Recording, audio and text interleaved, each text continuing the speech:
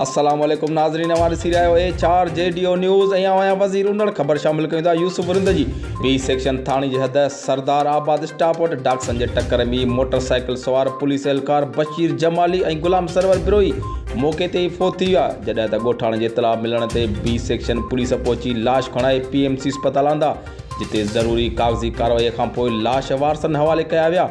जॾहिं त SHO रशीद मीमण ॿुधायो त असांखे जीअं ई इतला मिलियो असां हादसे वारी जाइ ते पहुतासीं, जिते ॿई लाश पियल हुआ, जंहिंजी सुञाणप पुलिस एहलकार बशीर जमाली ऐं गुलाम सरवर बिरोही जे नाले सां थी आहे।